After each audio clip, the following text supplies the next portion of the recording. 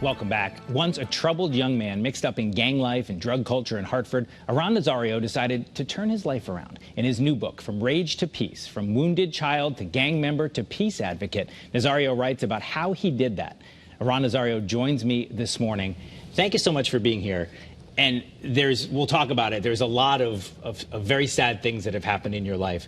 But at the same time, you have had a wicked, interesting life. Yeah. And I wonder if you look back and think that, I read the book, and I read everyone who comes on, I read the book. It's my thing. Right. And I went into it not having a lot of hopes. This is a gang member, spent time as a teenager, homeless on the streets of Hartford. This is a beautifully written book with a beginning, a middle, an end, a compelling story. I couldn't wait to see how it ended up. What led you to write this book? So first and foremost, thank you so much for having me. What led me to write it was that I felt that in everything that I was doing in my career, I was getting to people, I was getting a message out there, but I felt that with the time that I have, the people that I have access to, I wasn't going to get to everyone that I could possibly get to. I felt that sharing my pain, sharing my traumas, all of the things that I had been through, needed a platform that could be beyond me, bigger than me, something that I could share anywhere and everywhere at any time. And that's what kind of propelled me to write it. I felt that it was a journey that I had to share in order to hopefully get to the hearts and minds of other people around not only my community, but across the country. Well, and now you're the CEO and founder of the Peace Center of Connecticut, trying to spread that message. But in your youth, I mean, and you didn't literally pull any punches. I mean, you delivered vicious beatings. You received vicious beatings. You served time in prison. And I thought, interestingly, you started doing this kind of work with a group from UConn and then went away to federal prison. Yes, yes. I mean, for me, again, the path to today was filled with a lots of trauma, abandonment, torture, homelessness, and a number of other things that made at least my thinking and my mindset believe that that was normal. So I applied every lesson that I learned as a young man through the traumas to kind of impose my will on my enemies and others.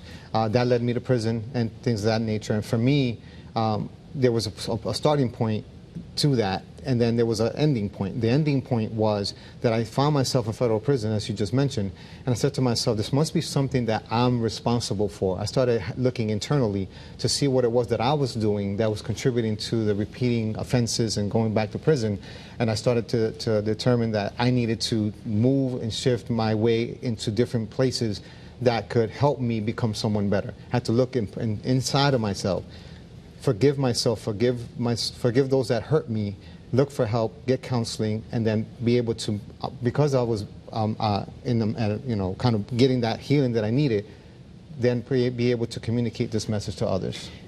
The book begins with your brother being shot and killed on the streets of Hartford. Yes. And you knew who did it. Yes. And talking about your upbringing at different times, abandoned by your father and by your mother, police raids on your apartment, horrible beatings, punishments. You were forced to kneel on a cheese grater until your legs bled. You were hit with the cord from an iron. You were homeless as a teenager, 13 years old. You had nowhere to go. I don't think anyone would be surprised if the Nazario story ended with you finding vengeance for your brother's death and being in prison for the rest of your life. Why didn't it end that way? It didn't end that way because by the time that happened to my brother, I had found a purpose.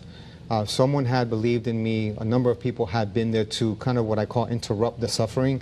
And I no longer felt that revenge was the cure or the answer. My brother died knowing me as a peace builder, somebody that was working to stop violence.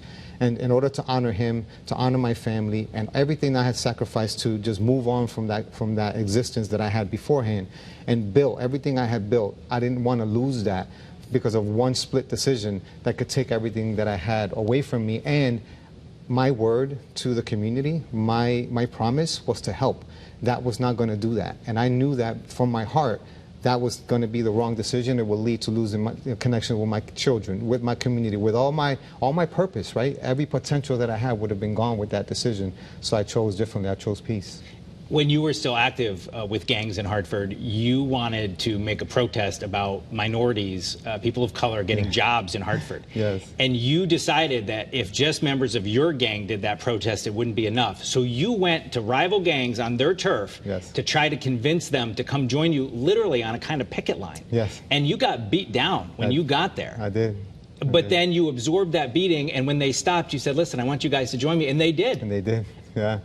What made you make that decision? I mean, that's remarkable stuff. Once I bought into this purpose, I felt that the only real way that I was going to prove that I was genuine about this was to myself go to the individuals and talk to them, have a conversation.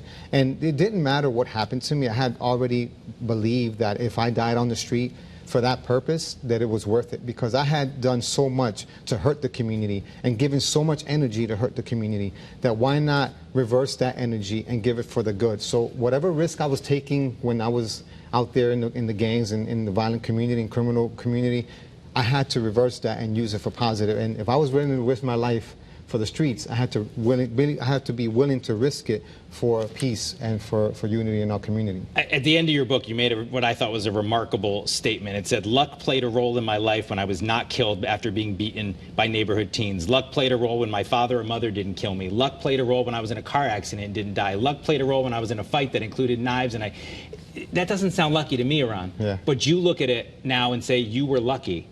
What's the message you want people to take from your story? I want them to take that we have purpose. All of us have a purpose. At some point, we have to look internally at whatever it is that we're going through and understand that there are options for you to come out of that. And for me, I had options. I had individuals that were in my life, and I wasn't ready to listen at the time. When you're ready to listen and you're ready to understand all the pieces and layers of support you have around you, look at those layers of support, ask them for help, forgive yourself, and then make a decision, a promise to yourself that you're going to do better. That's the hope for the book. The hope for the book is that people see themselves not in my specific situation, but in theirs, and be able to see the what I call the brighter part of their lives. I use a balance scale method. Use a balance scale method to actually weigh how good your life is going and then choose to go in that direction. Well, I know you've been taking this message. You recently spoke to prisoners here in a Connecticut prison. You've been taking this message, talked to conferences, talked to big groups. Yes. Amazing stuff for a kid from Hartford. And for people who, like me, grew up around here, and I covered some of the violence in the streets of Hartford, you recognize the places, you recognize many of the players. It's an amazingly truthful, honest, frank account, and I would encourage people to check it out. We appreciate having you here, and in a time when we cover so much violence in what we do every day on the news, it's amazing to see this perspective, and hopefully people like you can change that. Iran Nazario, thanks for being with us here on CT23. Thank you for having me. And if you want to order the book, here it is again. The book is called Rage to Peace, From Wounded Child to Gang Member to Peace Advocate. I know you can get it on Amazon. They'll have it at your house tomorrow. I'd encourage you to check it out. It was a fantastic read.